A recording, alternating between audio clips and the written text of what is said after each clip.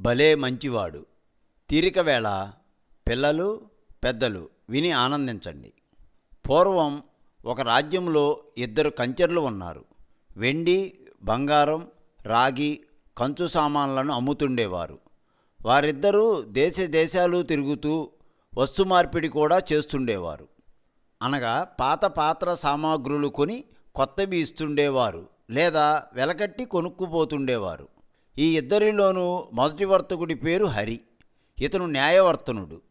రెండవ వర్తకుడు గిరి. ఇతను దురాశాపరుడు. హరి ధర్మంగానూ న్యాయంగానూ వ్యాపారం చేస్తుండేవాడు. గిరికి దురాశ అధికం. డబ్బుకి వాడికి లంకె. దాన ధర్మాలనే పదాలనైనా తలిచేవాడు కాదు. గిరి ఎప్పుడూ హరితో పోటీ పడుతుండేవాడు. అడుగడుక్కి హరిని అడ్డగిస్తూ నష్టం కలిగిస్తూ ఉండేవాడు గిరి.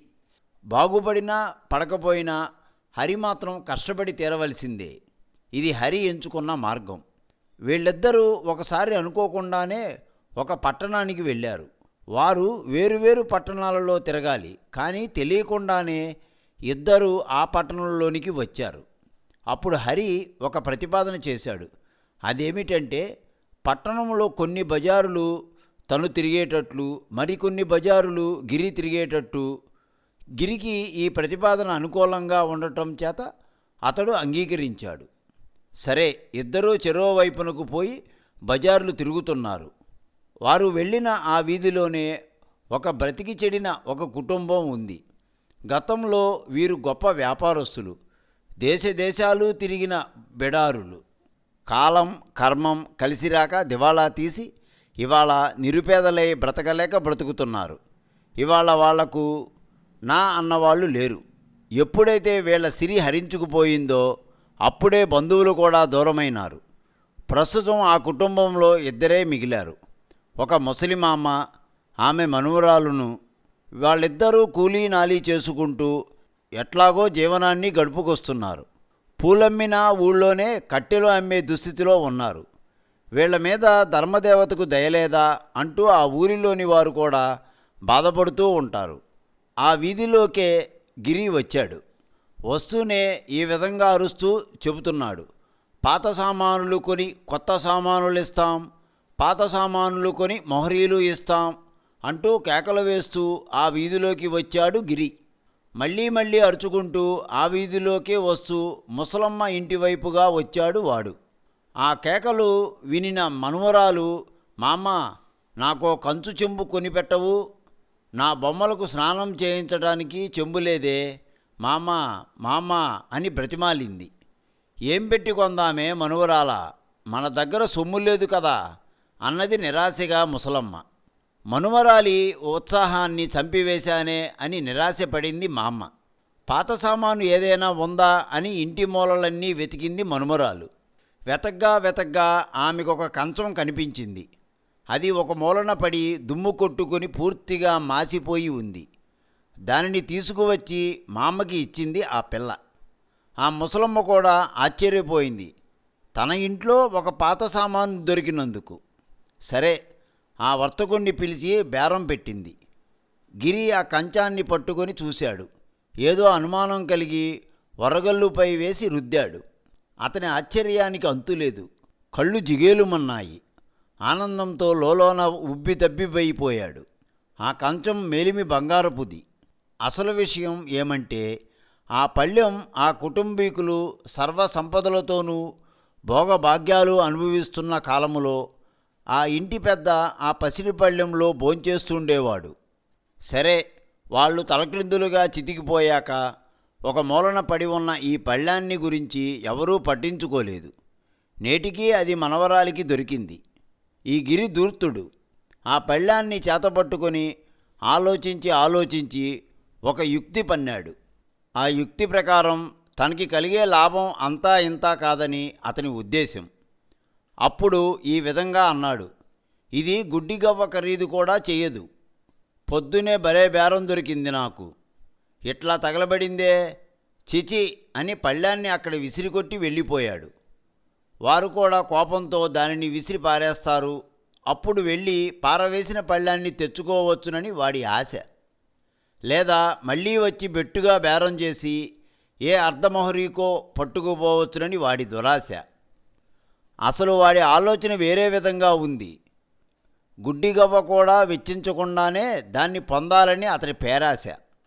అందుకే ఆ విధంగా చేసిపోయాడు. అంతలో హరి ఆ వీధికి వచ్చాడు కేకలు వేసుకుంటూ.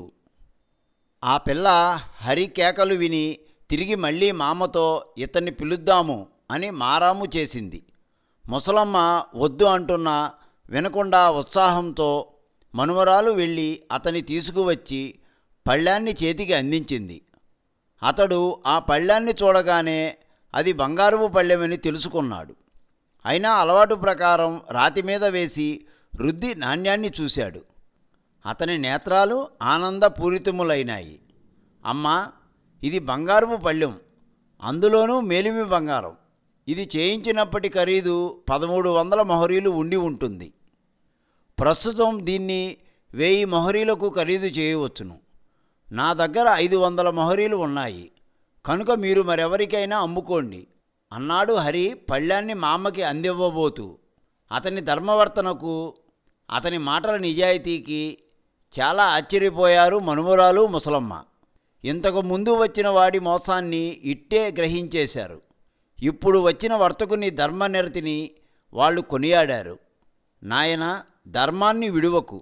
మునిగినా తేలినా నిజాయితీతో ధర్మదృష్టితోనే న్యాయవర్తకం చేయాలి. మేము ఒకప్పుడు వర్తకులమే నాయనా, అనుభవం మీద చెబుతున్నాను. సరే, నీ దగ్గర ఎంత ఉంటే అంత ఇచ్చి ఈ పళ్ళాన్ని తీసుకువెళ్ళు.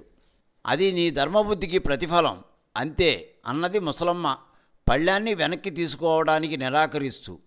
మామగారు, నా దగ్గర 450 మొహరీలు ఉన్నాయి. మిగిలిన 50 మొహరీలు ఈ పాత సామాను మీద ఉన్నాయి. కాబట్టి 8 మొహరీలు మాత్రం నేను ఇంటికి చేరే వరకు ప్రయాణ ఖర్చులకై ఉంచుకుంటాను. తతిమా ఈ మొహరీలు, ఈ పాత సామాను మీరే ఉంచుకోండి అన్నాడు హరి. అలాగే నాయన, ధర్మాన్ని విడువకు అంటూ ఆనందించింది ముసలమ్మ.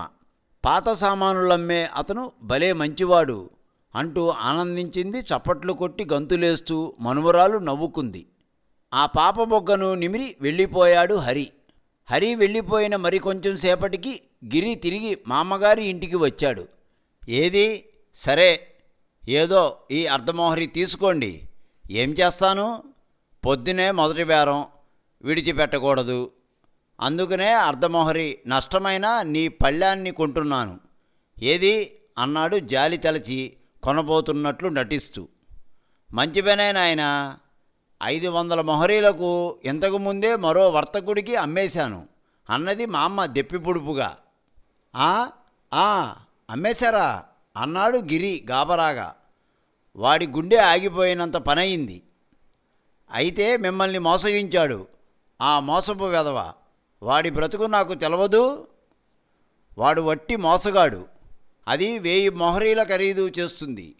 వెళ్ళి పట్టుకొస్తాను ఉండండి అంటూ పాత సామాను మూటను అక్కడే వదిలి గుండెలెదిరేలా పరిగెత్తాడు నది వద్దకు. కానీ అప్పటికే హరి నదిలో పడవపై సగం దూరం వెళ్ళిపోయాడు.